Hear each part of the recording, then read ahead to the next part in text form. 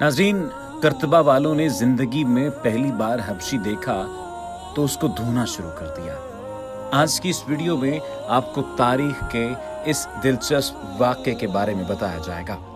इस्लामी तारीख के अजीम सिपा सालार तारिक बिन ज़ियाद ने जब स्पेन के बादशाह रॉड्रिक को शिकस्त दी तो उसके बाद दूसरे शहरों को फतह करने के लिए छोटे छोटे लश्कर तश्कील दिए जिन्होंने अहम फतूहात हासिल की। उनमें से एक लश्कर 700 सवारों पर मुश्तमिल था जिसे कुर्तबा की फतह का जिम्मा सौंपा गया। इस दस्ते की क़यादत मुसलमानों के खलीफा वलीद बिन अब्दुल मलिक का तजर्बेकार गुलाम मुगीस कर रहा था। ये दस्ता दरियाए शिकंदा के किनारे छुप गया जहां एक चरवाहे को पकड़ा गया तो उसने बताया कि कर्तबा के उमरा शहर छोड़कर तलीतला चले गए हैं। उस वक्त कर्तबा की हिफाजत के लिए वाली शहर 400 सिपाहियों के साथ मौजूद था।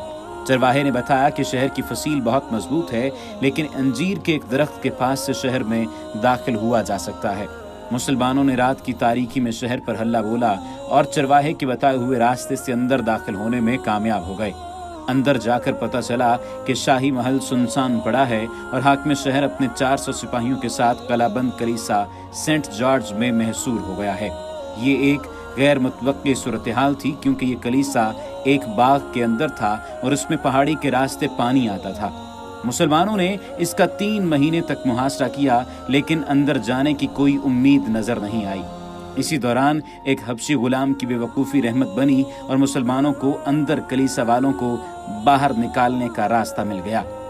अलहाज मोहम्मद हुसैन गौहर ने अपनी किताब वाक़यात इस्लाम का इंसाइक्लोपीडिया में इस वाक़े का जिक्र करते हुए लिखा है कि इस हबशी गुलाम का नाम रबाह था। जब मुसलमानों ने कलीसा का मुहासरा कर रखा था तो ये उसके बाग के एक दरख्त पर चढ़कर फल तोड़कर खाने लगा। इसी असना में कलीसा वालों की उस पर नजर पड़ गई और उसे पकड़ कर ले गए।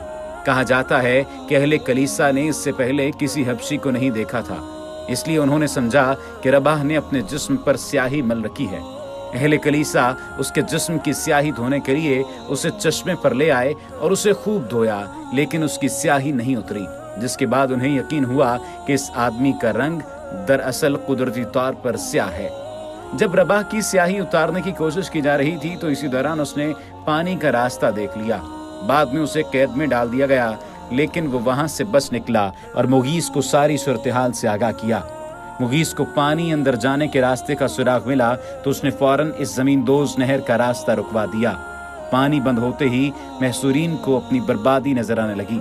ऐसे में मुगीस ने उन्हें इस्लाम कबूल करने या जजिया देने की पेशकश की लेकिन वो रासखुल अकीदा ईसाई थे, इसलिए उन्होंने मुसलमानों की शर्त मानने से इनकार कर दिया।